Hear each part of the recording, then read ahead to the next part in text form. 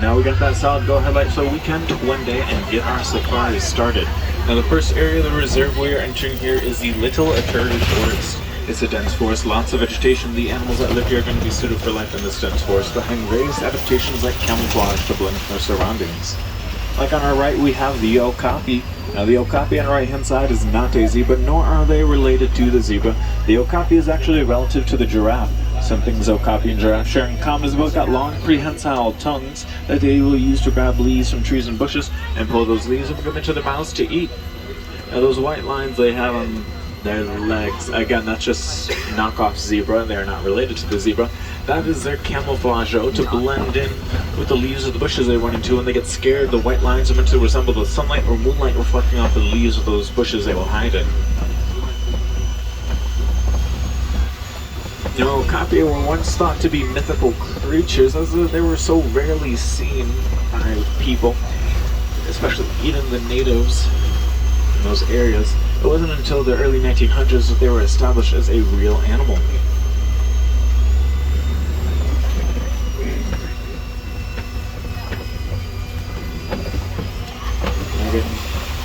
Definitely keep your eyes and look out on the bushes and vegetation for the animals here in the Little Aturi Forest, as they are camouflage. Some have some pretty good camouflage. Well, now we are actually going to be making our way into the next ecosystem of Harambe Wildlife Reserve now then.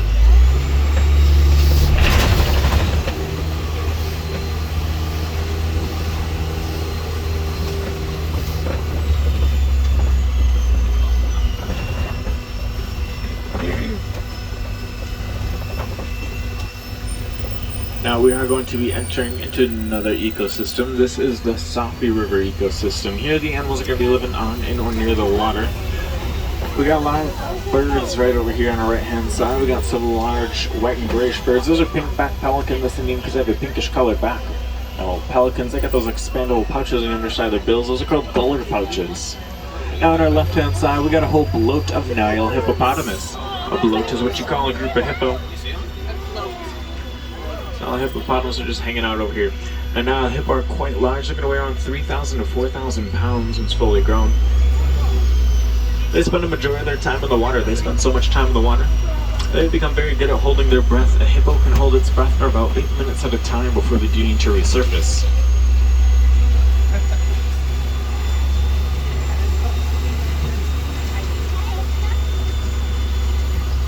Now hippos, they do come out of the water. They come out of the water every day in order to eat, actually. You see, hippos are herbivores, meaning they only eat plants. They'll come out of the water to eat the yummy plants that grow on land. Once they've had their fill, they'll head back into the water. Now they will generally come out at dusk when the sun is starting to set. Now we also have the Nile crocodile here. These very large reptiles. Now crocodile are going to be anywhere from 15 to 20 feet long. They're going to weigh anywhere from 500 to 1,500 pounds. They're opportunistic feeders. They wait for their food to come to them. They don't go out hunting for it. They're not really well equipped for hunting. They're more so well equipped for being ambush predators. One such way is actually have special nerves on the underside of their scales that helps them to detect movement in the water like mini pressure sensors. So even if they're in muddy water they cannot see through, they can still feel when the next potential meal has entered the water and which direction it is in. That's cool.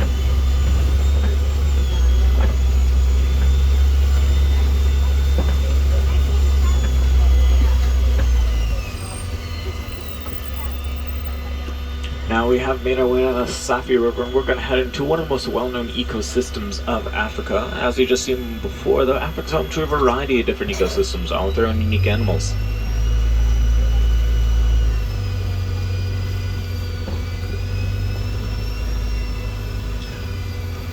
We're going to be making our way into the savanna ecosystem. But first, on our right-hand side, we got this large, funky-looking tree. This large, funky-looking tree is the baobab tree. Baobab trees go about 9 months out of the year without any leaves in efforts to conserve water. They store so much water inside their trunks. Animals come from miles and miles around to puncture the trunks of those trees to get the precious water inside to leak out, thus giving them the nickname the Tree of Life, as those animals will then drink that water that leaks out, as water is essential for life.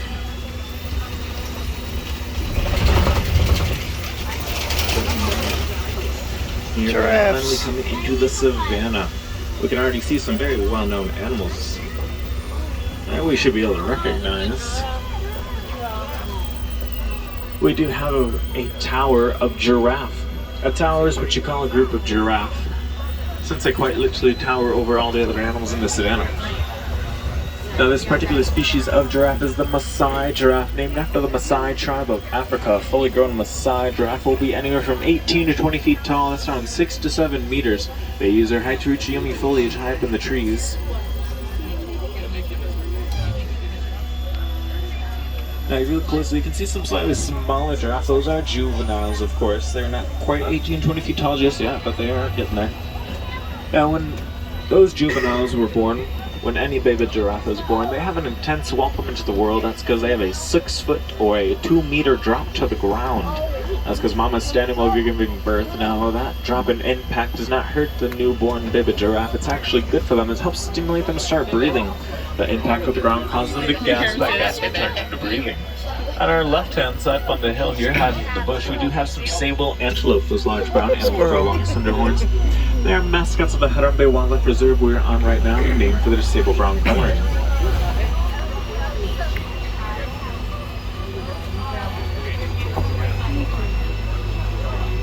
Now on our left, sleeping in their den and outside their den, we have the African wild dogs, also known as the painted dogs. No, these are not hyena, they are the African wild dogs.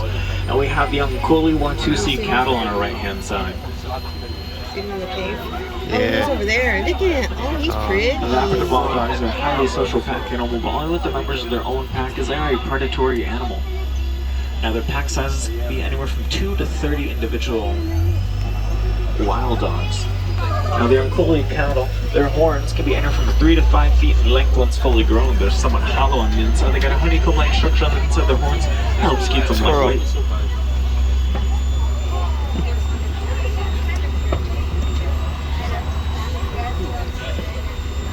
Look at the anthill. Oh wow. Now you can see the savannah is pretty active right now. That's partly because of the weather. What seems like little gloomy, cool weather to us is perfect weather for them. These animals, they don't like getting too hot, so they will always enjoy the cooler weather. Since most of the times in the savannah, it's going to be a little warmer.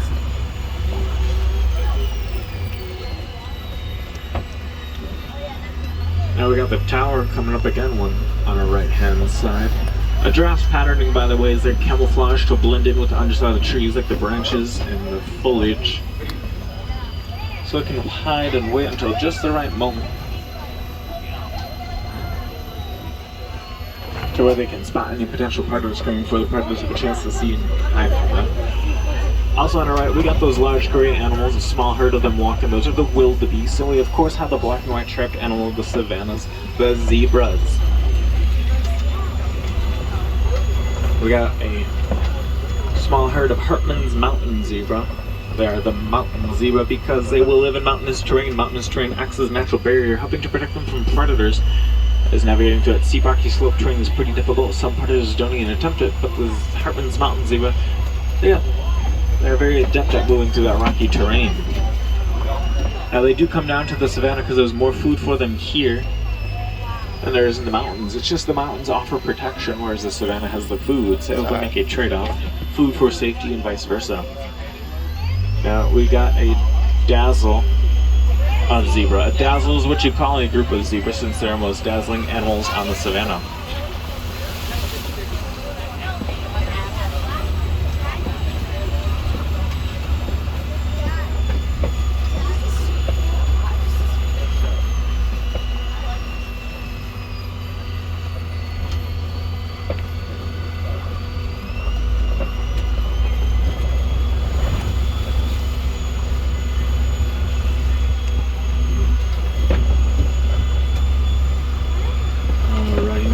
We also have the largest land animal on the planet, and that is the African elephant.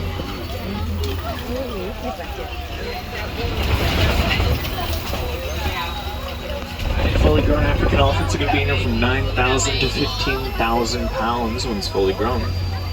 That's about the same weight range as 3 to 5 cars. And on our left, we got a whole troop of manjul monkey. A troop is what you call a group of monkey. Now, manjuls are most known for their red and blue facial coloring. Rafiki from The Lion King is a manjul. because this elephant is eating their breakfast. Again, they can grow big and strong just by eating their veggies, as elephants are herbivores, meaning they only eat plants. They will use those long prehensile trunks of theirs to grab their food from down on the ground or high up in the trees, then bring it to their mouths to eat.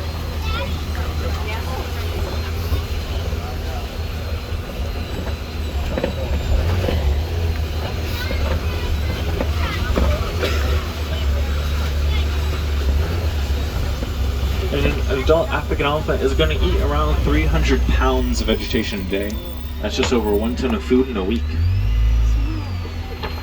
Now we saw that one elephant all by their lonesome, so that's a good indicator that's a male African elephant. See, it's males that will typically live the life of a solitary bachelor, whereas females stay together forming herds. One such reason is to help raise and protect their young. Those little ones are going to be a lot more vulnerable than fully grown adults. Now the females of a herd help to raise and protect the little one, even if it's not their own offspring. They have strong social bonds with all the members of their herd. They want to make sure everybody's safe and protected.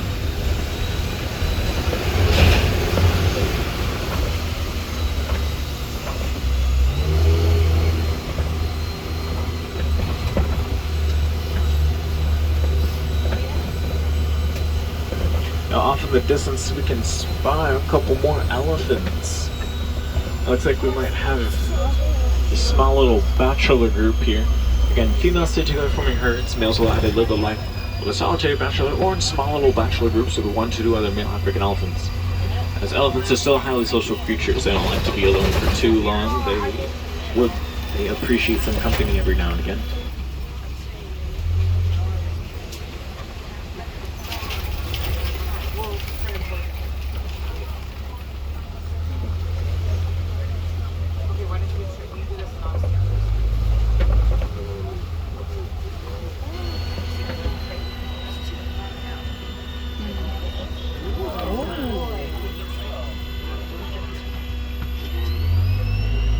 There's 3 African elephants here.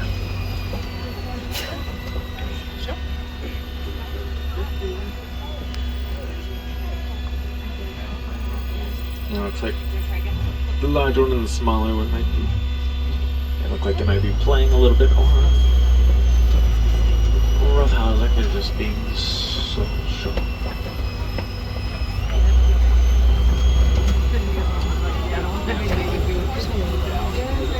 We're going to get a better peek at them on the left-hand side.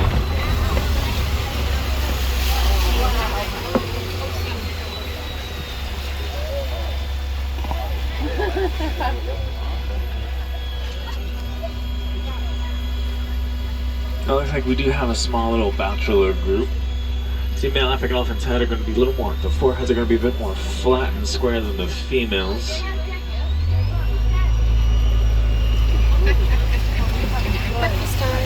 Now, we also have the flamingo, of course. This particular species of flamingo is the greater flamingo, as they are the largest of the flamingo species. Now, take a look at the slightly smaller flamingo. They're more black, white, and gray. They don't have any pink on them. Those are juveniles.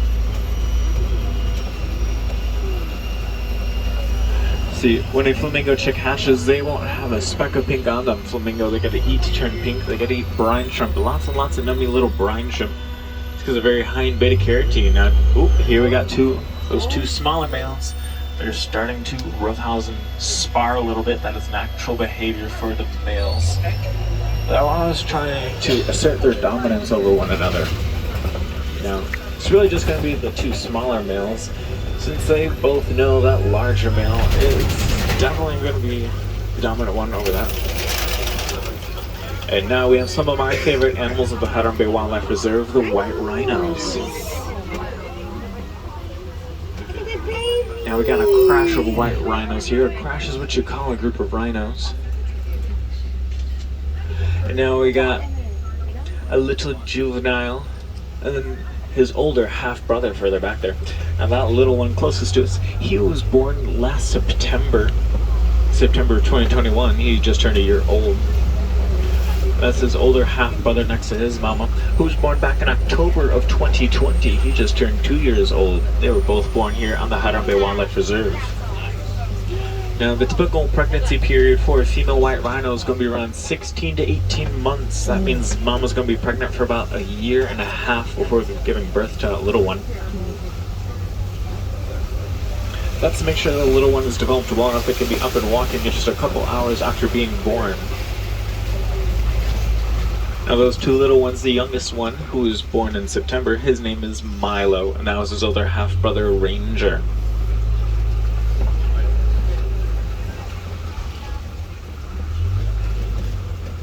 Now we're going to keep moving through this denser part of the savannah, see what more animals we can spy.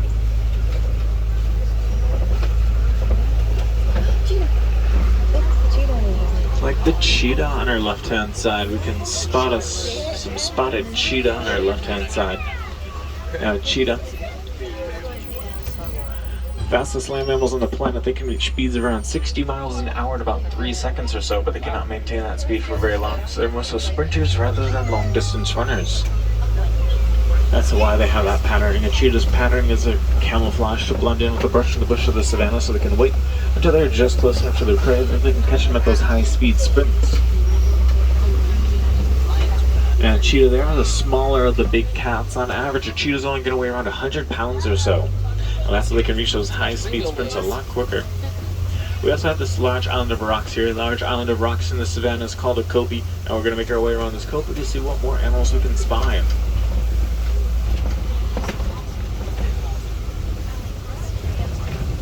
On our right-hand side, we do have a waterbuck over there. It's a species of antelope. Like the name suggests, they have an affinity for water. They always look where there's water nearby. We also got a bontebok lying up on the hill over there. Small species of antelope. We got our final mama and baby duo. She's the youngest one here in the Hudson Bay Wildlife Reserve in the white rhino crash. She was born in November this month of last year. She actually just turned 1 year old on November 3rd.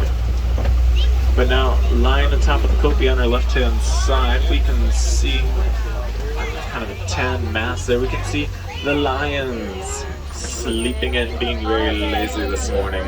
Oh yeah. Now, lions, they love to live on top of copies, and it gives them a great vantage point all throughout the savannah. You can see they're all just knocked out. Now, that's not because they're sleeping in. They actually just went to bed not too long ago. You see, lions, they sleep for around 16 to 20 hours a day, and they're going to be most active at night. Lions will sleep during the day and be most active at night. On our left, we also have the warthogs, largest burrowing mammals in Africa. A couple of them there. We can see their long round tusks. Warthogs use those long round tusks to help them dig their burrows, along with their tough snouts and hooves. Now, we got the ostrich on our left-hand side, and we got the mama and baby on our right-hand side with a little girl. And she was born back in November.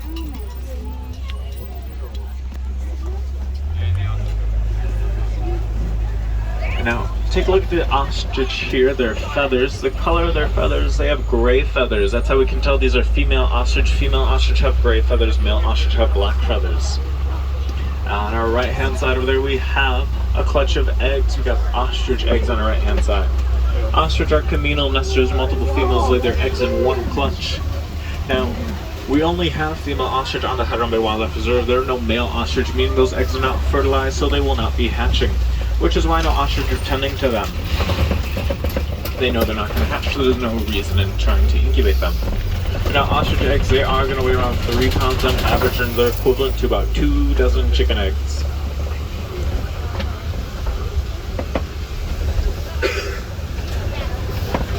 Now we have a warden's post here on our left-hand side. This is where the wardens will stay when not watching after all the other animals that live here.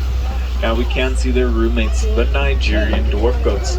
Like their name suggests, they're a small species of goat. They don't get any larger than that. The main reason why we have these goats here is because they produce a highly nutritious milk that's more nutritious than cow's milk, and they take up a lot less room than cows as well, make them an ideal animal to have at your warden's post. If you enjoy fresh milk, you don't have enough room for that cow.